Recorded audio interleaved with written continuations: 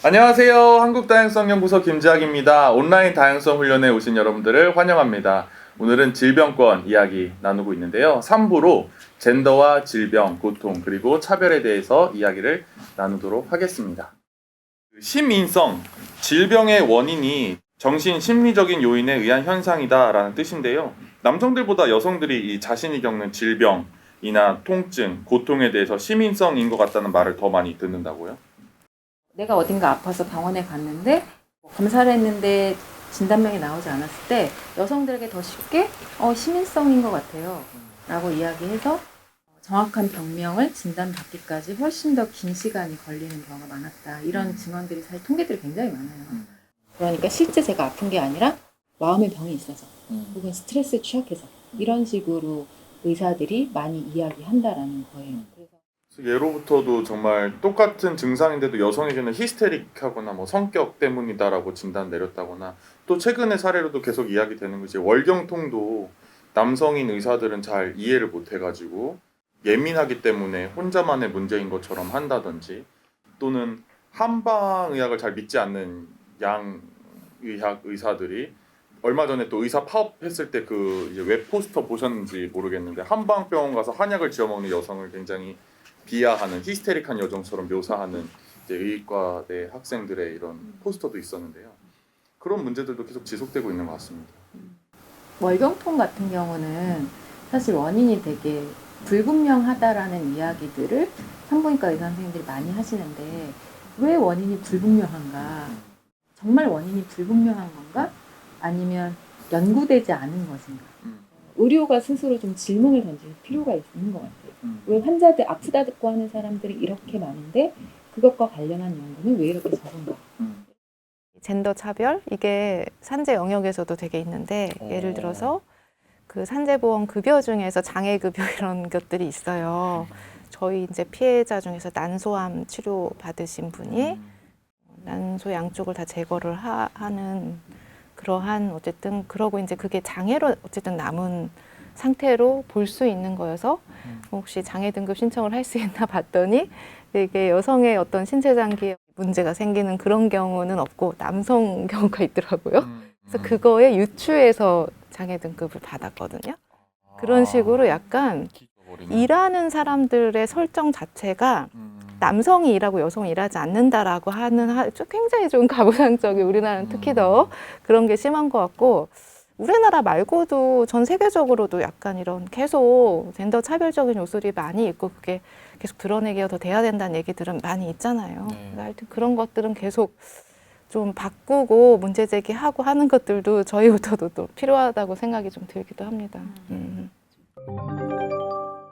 또 그리고 저는 이제 책에서 남성들은 아프면 챙겨줘야 되는 여성, 돌봄을 제공하는 여성이 있어야 한다, 그리고 있기 때문에 더 잘 돌봄을 받게 되는 경우가 많은 반면, 여성들 같은 경우에는 아프면서도 여전히 돌봄 노동과 가사 노동을 해야 하는 상황들에 처하게 되는 경우가 많다라고 말씀해 주셨어요. 여러분들이 병원에 가보시면 여성 병실 있고 남성 병실 이렇게 구분되어 있잖아요. 그 환자들 옆에 있는 보호자들이 누구인지를 보면 여성 병실이든 남성 병실이든 기본적으로 대부분 다 여성 보호자들이 있죠. 그게 엄마든 딸이든 며느리든 이런 경우들이 많죠. 암 환자들 관련한 통계를 보면, 결혼한 사람 기준으로, 이성의 부부를 기준으로 통계낸 걸 보면, 암에 걸렸을 때 누가 간병을 해주었나요? 라고 질문했을 때 남성 암 환자의 90%는 아내가, 90에서 95%가 아내가 간병해줬다고 얘기하거든요. 여성 암 환자는 남편이 간병해줬다는 게 몇 프로 정도 될까요? 반대로 5% 정도일까요? 모르겠네. 네, 굉장히 낮게 30% 정도. 30%. 30%였고 35% 정도는 셀프 간병을 했다라고. 셀프. 네. 셀프는 어떻게 하는 거예요? 자기가 자기를 간병했다는 거죠. 아무도 나를 돌봐주지 않았다라는 거죠, 사실은. 이건 미국 통계이긴 하지만 암 환자들의 이혼율을 또 보면요.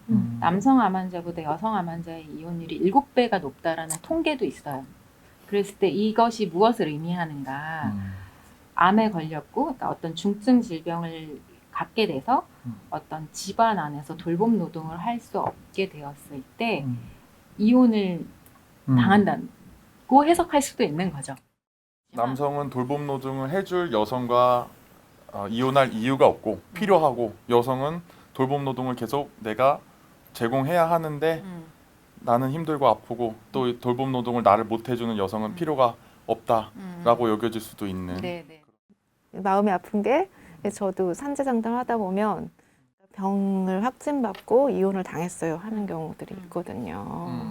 그래서 내가 정말 그럼 욕하죠. 막 그 나쁜 놈 정말 저런 인간 같지도 않아 막 이런 식으로 욕을 네네. 했는데 그게 통계로도 네네네. 그렇게 잡힌다는 걸 보니까 이것도 그냥 그 개인 나쁜 놈의 문제가 아닐 수 있다는 게 저는 그 추가로 근본적인 차원에서 뭐를 질병으로 볼 거냐, 건강을 뭐를 건강이라고 할 거냐라는 차원부터 젠더 불평등이 있을 가능성이 굉장히 크다, 저는 그렇게 생각해요. 그러니까 대표적인 게 뭐냐 하면 정신 건강을 별거 아니라고 생각하는 거. 그러니까 뭐 우울증이나 이제 이런 거에 대해서 우울증이 보통 한국 사람 뭐 우울증 하다 그러면 뭐라고 이야기합니까? 뭘 해가지고 좀 마음 굳게 먹어라, 뭐 힘내라, 또는 뭐 식구도 있는데 그럼 되겠냐, 뭐 무슨 정신 차리고 좀 어떻게 뭐 이렇게 이제 하는 거죠.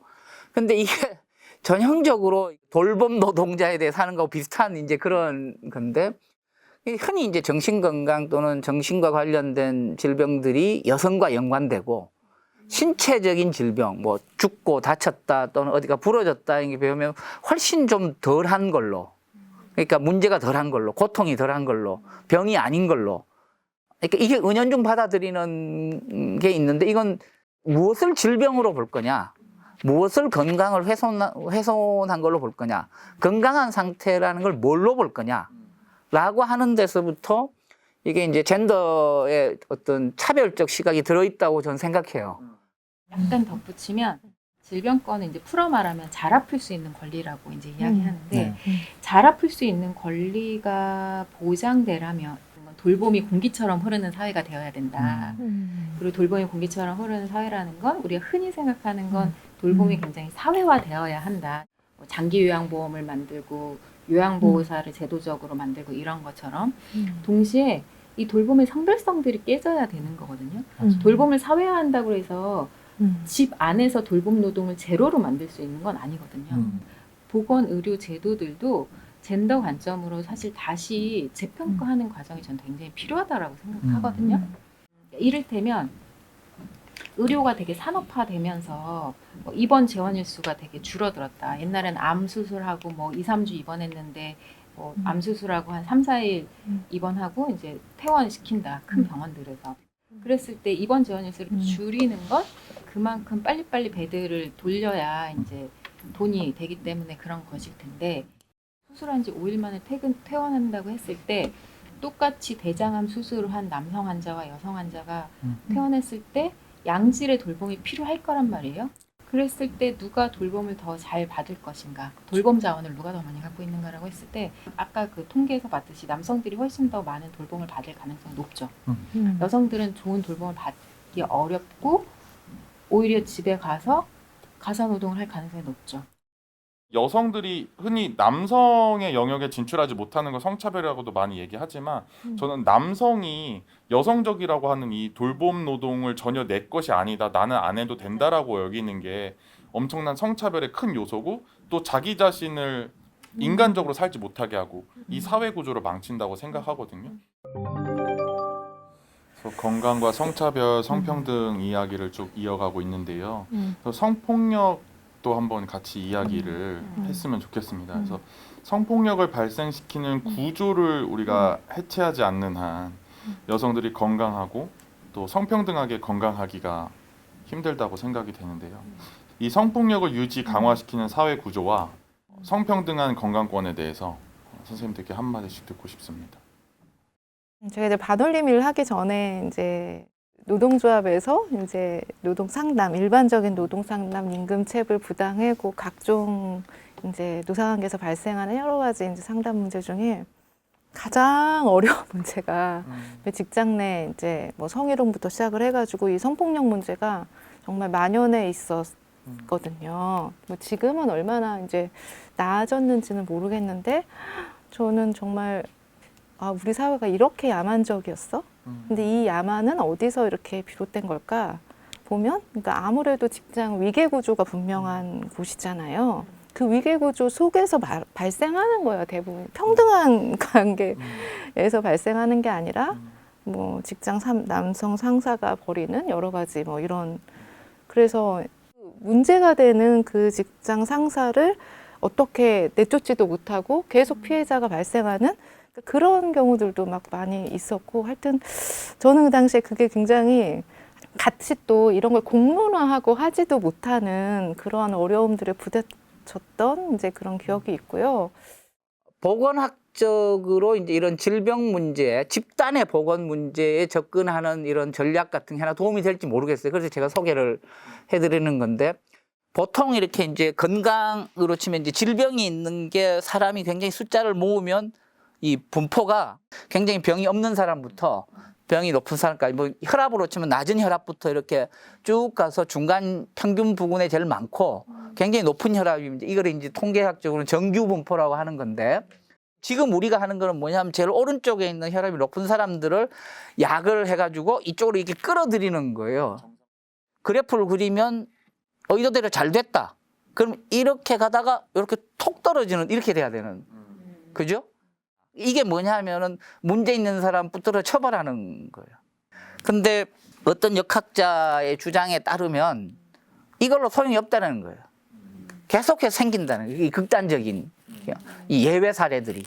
그러면 그 사고는 없어지지 않는다. 어떤 사회에서 어떤 종류의 문제라도.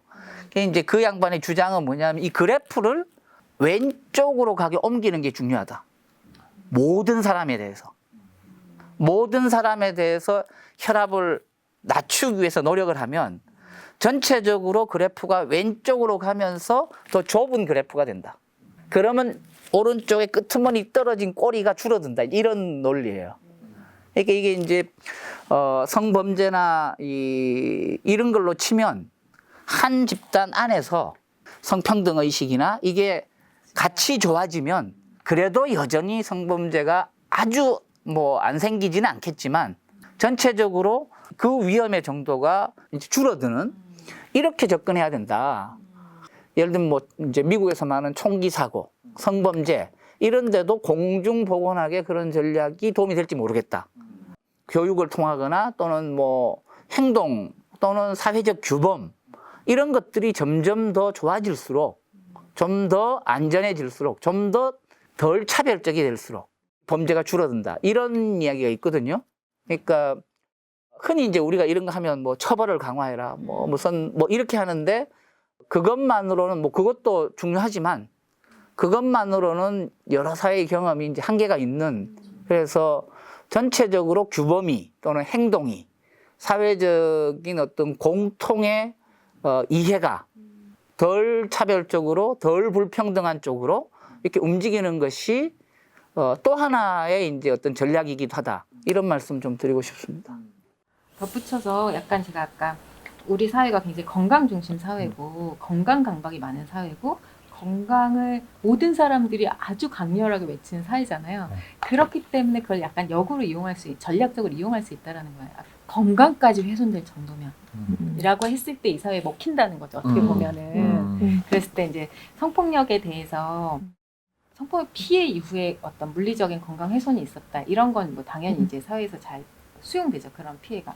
근데 성폭력 불안만으로 건강이 훼손된다라는 것들이 이 사회에서 그런 데이터가 돌아다닐 때 이 성폭력의 위해성이 더 잘 시민들에게 설득될 거라는 거죠. 그러니까 그게 뭐 직접적인 뭐 강간 이런 피해가 아니더라도 이것 자체가 얼마나 여성의 삶을 옥죄고 있는가라는 것을 입증하기 위해서 우리 사회가 건강 중심이고 건강 강박 사회이기 때문에 건강이라는 데이터로 접근했을 때 이 사회를 설득하기 위해서 이런 맥락이 하나 있다라는 점을.